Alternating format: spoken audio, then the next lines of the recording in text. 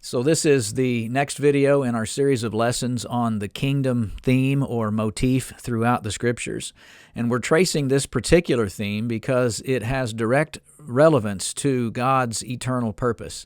He wants to be king over his kingdom forever, and he wants to bless his citizens or his people who are members of his kingdom forever and ever. He's a God who created man with the freedom to enter into this kind of a relationship with him. And from the beginning of the creation in Genesis 1 and verse 1, he created the universe to be his kingdom.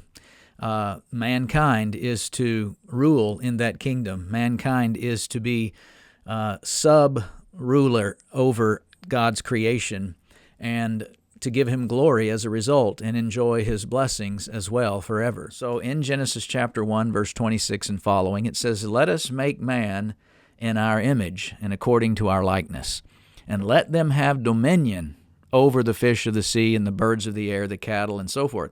See, there's the word again, the dominion. Now, mankind is to exercise the rule and have dominion over the created order. He is at the apex of God's created order.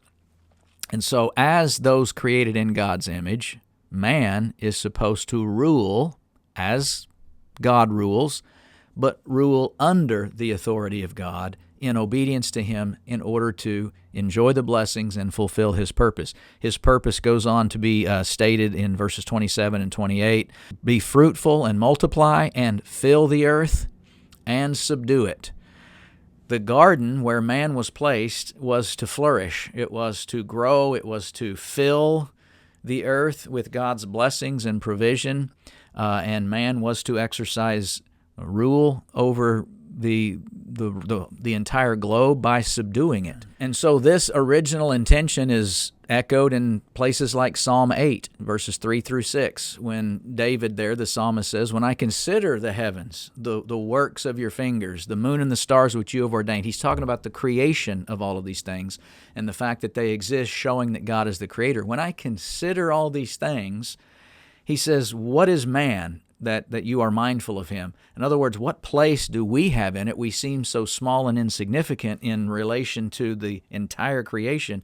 And yet the surprising answer is, well, we are made a little lower than the angels. That is to say, we are at the top of the material created order, and we have been crowned. A crown was intended to be placed upon us, so to speak, with glory and honor. There's the idea of the king sitting on a throne, and so we are to reign with glory and honor under God's ultimate sovereignty. And it says that we were made to have dominion over the works of his hands and put all things under man's feet. That's what God has done since the beginning. Again, that was the intention. We were to rule as sub-rulers under God over his creation. So it's a fascinating purpose. It's a fascinating intention of God in order to bring us all into fellowship with him and give us a meaningful and a purposeful duty forever. But that remains to be seen as far as the outcome of this plan. Because when freedom is allowed, that leaves open the real possibility of rebellion. And that's what we see in these first 11 chapters of Genesis. We often talk about the fall of man into sin. The first 11 chapters of Genesis record for us 3 falls of man into sin, actually. In Genesis chapter 3, you do have the fall of man into sin. So Adam and Eve took of the tree that they were forbidden to eat from. They ate of it, and there was, of course, the fall into sin and death. And this resulted in the curse on both mankind as well as creation, and that is the first fall. So God's plan seems to now be under threat. Is it going to be accomplished? Well, we don't know the outcome of this yet. We're still reading through the story. As you go through the next few chapters of Genesis, you see another fall. The wickedness of man filled the earth, and the flood was sent as a punishment. So in the flood of Noah's day, what you have is judgment on the creation. In other words, the whole globe, the whole world is judged by God's wrath because of sin. And that is, again, another wrench thrown into the works of God's ultimate plan. And then finally you have in Genesis chapters 10 and 12 the Tower of Babel, which we could call the judgment on mankind, where man was scattered now into the various groups according to language, and the nations were then formed as a result of that judgment on man at the Tower of Babel. Now, it is just here that an important theme develops in the book of Genesis, especially as it relates to our topic of the kingdom motif, because in chapters 10 and 11 that surrounds the Babel incident, you have the world's population now increasing following the flood, mankind beginning to organize himself into nations, into kingdoms by his own devices. And so this is a major disruption in God's plan for a singular kingdom under His sovereign rule. It's Genesis chapter 10, verses 8 through 10, that we're introduced to this man named Nimrod. It says, Cush begot Nimrod, and he began to be a mighty one on the earth. He was a mighty hunter before the Lord. And so evidently the claim to fame and status is to go out and conquer. The idea of hunter here, obviously you think of hunting animals, which would have given you a status in society, but evidently he was hunting more than animals. He was probably hunting heads, but he was out conquering the tribes, and he was out conquering the peoples and organizing them into his own kingdom. And it was evidently kind of an aspiration that was in the hearts of men in general, because it became proverbial, as it says, therefore it is said, quote, like Nimrod, the mighty hunter before the Lord. Everyone wanted to be like Nimrod. And so the conflict in the heart of man and man's inhumanity to man seems to be so ingrained now in the thinking that kingdoms develop, and from then you have conflict in the world, man against man. And of course, it does seem now that God's plan is even farther from fruition than it has ever been. But let's look at Genesis 11 and the story of the Tower of Babel, where it said that these people who have come together in one place with one language, they say, come and let us build ourselves a city and a tower whose top is in the heavens, and let us make a name for ourselves. Now, I emphasize make a name for ourselves because that will be important for us to consider in our next video when God promises to make Abraham's name great rather than people making a name for themselves. But you see here that they seem to be in a unified rebellion here. They want to build their own tower to heaven, and this is obviously an ancient ziggurat, a large structure that was built to worship and to approach the gods. Gods were always conceived of being on the mountains because, of course, it's an elevated place. It's a lofty place. It's a place difficult to get to. But they would build the ziggurat, and then they would place their idol at the top of the top of this tower or this structure in order to make their way to their God, to please their God and to impress their God.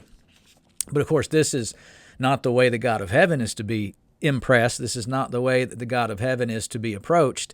We approach Him on His terms, and the whole tone and tenor of the story in chapter 11 is a unified rebellion. And in fact, God looked down and saw this effort, and He said, indeed, the people are one, and they all have one language, and so this is what they begin to do. They begin to unify and rebel against me. And He even goes on to say there's probably no limit to the kind of destructive results of rebellion like this. And so nothing that they propose to do will be withheld from them. And of course, it was from there that He then wreaks havoc upon their communication, their language, their ability to interact with one another successfully. And this, of course, thwarted this effort and scattered the people all over the face of the earth according to language. And this, again, is the backdrop. This is the story that leads to the table of nations that was delineated in the genealogy of chapter 10 of Noah and his sons. And so when the people unite in an effort that's contrary to the will of God, well, ensuing punishment and scattering is always going to be the result, because man cannot make their way forward in this world without reference to the will of God and without reference to respect for His purposes, for His sovereignty, for His plan. And that's what the message always has been throughout Genesis chapters 1 through 11. And so you begin to wonder, of course, is God's plan going to survive this? How is God going to remedy this? And of course, you have promises throughout these early chapters, and you have types, and you have certain characters that seem to bring hope that God is still going to work this out in some way. The earliest one is Genesis 3 and verse 15, that God is going to eventually destroy the works of the devil through the seed of the woman. But even with the problems there that ensued with Cain and Abel, the replacement with Seth, is Seth going to be the answer to man's problem? Well, we'll have to wait and see, won't we? Because eventually mankind falls back into sin, and then judgment ensues in Genesis chapter 6 through 9. Well, is Noah going to be the answer? Genesis 6:8 says Noah found grace in the eyes of the Lord. So God is going to work through this man and his descendants. But, of course, shortly after disembarking, the sin enters back into the world. Noah is uncovered by one of his sons, and the curses are repeated and such. And so it seems as if time after time God's plan is thwarted.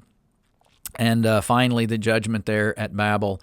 You have the genealogy reaching from the Tower of Babel all the way to a man named Abraham. And that will be, of course, where we start our next major theme there under this kingdom motif. But in these early chapters of Genesis, it seems as if now things have gone astray, and we're not sure how this is going to play out so far. But God is still God. God is still on the throne, and He is the one that we look to for the answer to these problems.